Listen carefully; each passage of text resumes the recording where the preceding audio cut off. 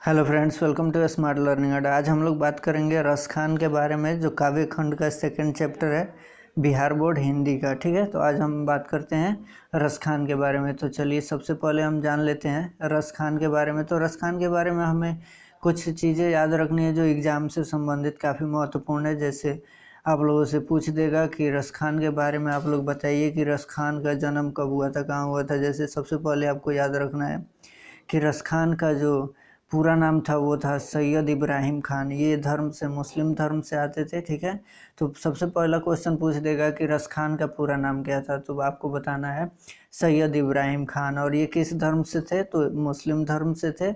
इनका जन्म कहाँ हुआ था, यानी सैयद इब्राहिम खान यानी रसखान का जन्म कहाँ हुआ था, तो रसखान का जन्म दिल्ली में हुआ था 1548 ईस्वी में हुआ था। अच्छा, पूछता है कि रसखान किस परिवार से आते थे, तो रसखान पठान परिवार से आते थे। ये भी आपको याद रखना है। तो क्वेश्चन पूछेगा कि रसखान जो है वो निम्नलिखित में से किस परिवार से आते थे, तो रसखान पठान परिवार से आते थे और पठान परिवार में ही इनका जन्म हुआ था। रसखान के बारे में बात करें तो हमें पता चलता है कि रसखान मुस्लिम थे और मुस्लिम होते हुए भी इन्होंने कृष्ण भक्ति का गान किया था, जिसके वजह से आज हम इनको काफ़ी उच्चतम श्रेणियों में गिनते हैं और सबसे अच्छे कवियों में इनका नाम लिया जाता है। आगे हम बात करें तो इनकी भक्ति को देख करके एक गोस्वामी विठला भट्ट थे, विठला भट्ट, जिन्होंने अपना शिष्य बनाया। यानी पूछेगा कि रसखान को किसने अपना शिष्य बनाया था, तो गोस्वामी विठला भट्ट एक थे जिन्होंने इनको अपना शिष्य बनाया था। ये भी याद रखना है कि इनके गुरु का नाम क्या था, यानी रसखान के गुरु का नाम क्या था, गोस्वामी विठला भट्ट। आगे पूछा गया कि बचपन से ही, ये भी पॉइंट आपको याद रखना है क्योंकि ये भी पॉइंट काफ़ी महत्वपूर्ण है एग्जाम की दृष्टि से। बचपन से ही रसखान जो थे वो प्रेमी स्वभाव के थे, और यही जो उनका बचपन वाला प्रेम था ये बाद में जाकर के ईश्वर प्रेम में बदल गया। यानी यही जो प्रेम इनका बचपन में इनका प्रेम करने का जो तरीका था, यही तरीका इनका ईश्वर के साथ जुड़ गया और ये प्रेम ईश्वर के प्रेम में बदल गया। तो पूछेगा कि जो रसखान का बचपन का प्रेम था ये आगे जा कर के किस प्रेम में बदल गया, तो आपको बताना है ईश्वर के प्रेम में बदल गया। आगे इनके बारे में ये भी पॉइंट याद रखना है कि रसखान के बारे में बात करें तो माना जाता है कि रसखान को श्रीनाथ जी के मंदिर में साक्षात कृष्ण के दर्शन हुए थे। और इसी कृष्ण दर्शन के बाद, ये जो कृष्ण दर्शन हुआ था, इसी कृष्ण दर्शन के बाद उत्प्रेरित होकर के ये ब्रजभूमि में कृष्ण भक्ति करने लगे। यानी ब्रजभूमि जहाँ कृष्ण भगवान की जन्मभूमि है, वहीं पे ये कृष्ण की भक्ति करने लगे। और अंतिम समय में इनकी यहीं पे मृत्यु हो गई। यहीं पे ये अपना अंतिम सांस लिए थे, कहाँ पे, कृष्ण भूमि में।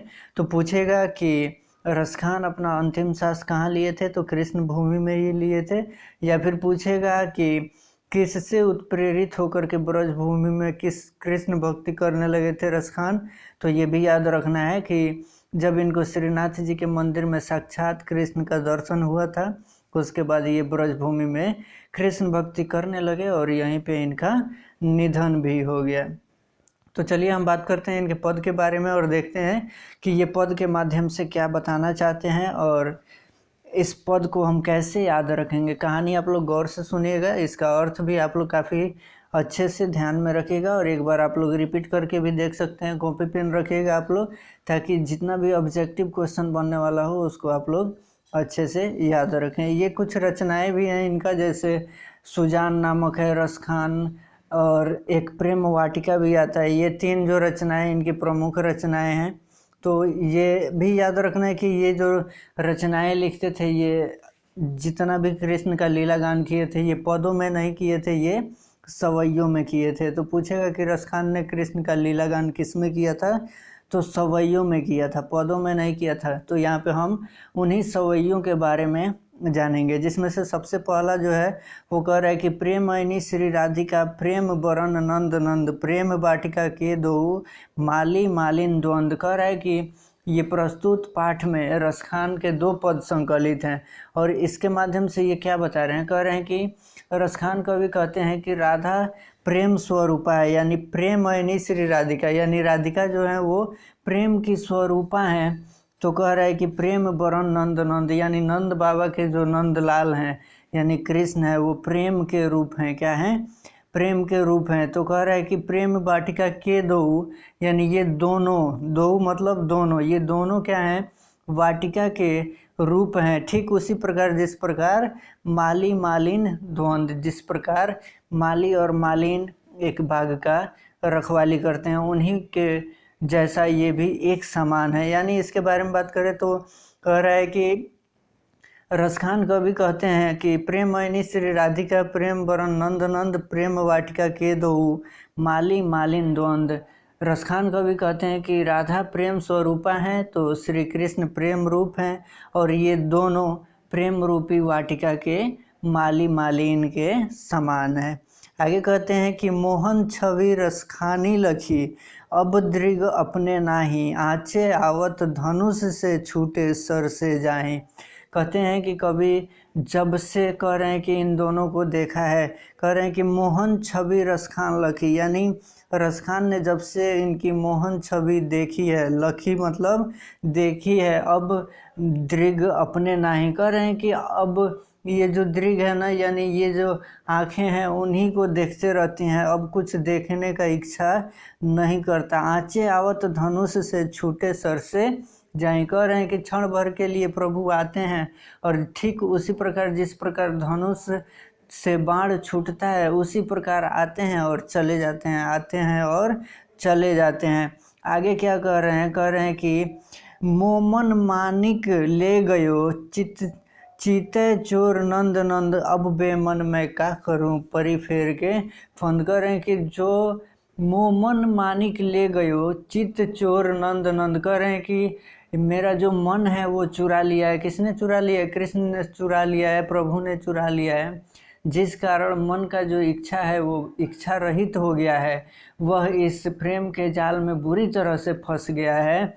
रसखान कहते हैं विवशता प्रकट करते हुए, क्या कहते हैं कि जिस दिन से उनके दर्शन हुए, यानी प्रभु के दर्शन हुए हैं, उसने मेरा मन चुरा लिया, यानी प्रभु ने मेरा मन चुरा लिया। हर क्षण मैं क्या करता हूँ? कृष्ण और राधा के रूप के सौंदर्य को अपलक देखते रहता हूँ, यानी बिना पल के झपकाए देखते रहता हूँ। क्या कह रहे हैं कि प्रीतम नंद किशोर जा तीन ते नैन लाग्यो मन पावन चित चोर पलक ओट नहीं करी सके। कह रहे हैं कि जब से प्रभु के दर्शन हुए, क्या कर रहे हैं? रसखान व्यवस्था प्रकट कर रहे हैं, कह रहे हैं कि जब से, जिस दिन से उनके दर्शन हुए हैं, उन्होंने मेरा मन चुरा लिया है, नैनन उन्हीं में लग गया है, यानी नैननी लाग्यो, उन्हीं में मन लग गया है।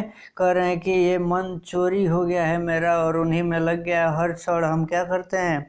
कृष्ण और राधा के सौंदर्य को बिना पल के झपकाए देखते रहते हैं। आगे भाग 2 में ये क्या कहते हैं कि कहते हैं कि या लकुटी अरु कामरिया पर राज तिहुपुर की तजी डारो हाठों सिद्धि नवो निधि को सुखनंद की गैया चराई बिसारो। कहते हैं कवि रसखान क्या कहते हैं कि अपनी हार्दिक अभिलाषा यहाँ पे प्रकट कर रहे हैं कवि, और कहते हैं कि श्री कृष्ण की लाठी और कंबल पर मैं तीनों लोगों का राज्य त्याग कर दूं अगर हमें मिल जाए। कहते हैं आगे कि नंद बाबा की अगर गैया चराने को हमें मिल जाए। कह रहे हैं कि आठों सिद्धि नवो निधि को सुख नंद की गाय चराई बिसारो। क्या कहते हैं कि अगर नंद बाबा की गाय चराने को मिल जाए तो 8 प्रकार की सिद्धियों तथा नवनिधियों को या नवनिधियों के सुखों को त्याग कर दूं, और इस त्याग को करने में मुझे कोई कष्ट महसूस नहीं होगा। लास्ट में कहते हैं कि रसखानी कबो इन आखिन सौ ब्रज के बनबाग तगाड़ निहारो कोटिक रो कल धौत के धाम करिल के कुंजन उपरवारो। क्या कवि कहते हैं? कवि का कहना है, कवि कहते हैं कि जब से ब्रज के वनों निकुंजों तालाबों तथा करिल के सघन कुंजों को अपनी आंखों से देखा हूँ, तब से इच्छा होती है कि ऐसे मनोहर निकुंजों की सुंदरता के समक्ष करोड़ों ये जो सुनहरे महल हैं ये तुच्छ प्रतीत होते हैं। अर्थात ऐसे मूल्यवान महलों को छोड़कर जहाँ कृष्ण रास की लीला करते थे मैं वहीं निवास करूं। ये कौन कह रहा है? रसखान कहते हैं। आई होप आप लोगों को वीडियो पसंद आया होगा। अगर वीडियो पसंद आया तो घर पे रहें, सुरक्षित रहें, और वीडियो को दोस्तों के साथ शेयर करते रहें। आप भी इसका लाभ उठाएं, रिपीट करके पढ़ें, 2 बार 3 बार देखें ताकि अच्छे से दिमाग में बैठ जाए, क्योंकि इससे क्वेश्चन बहुत सारा पूछता है। साथ ही साथ नोट्स भी बनाते जाएं ताकि एग्ज़ाम के दृष्टि से जब आपको एग्ज़ाम के टाइम पे रिवीजन करना हो तो नोट्स उठा करके आप लोग आसानी से रिवीजन कर लें। आई होप आप लोगों को सारा का सारा अर्थ समझ में आ गया होगा। अगर समझ में आ गया है तो कमेंट बॉक्स में ज़रूर बताएं। मिलते हैं इस चैप्टर के क्वेश्चन आंसर के साथ अगले वीडियो में। तब तक के लिए धन्यवाद।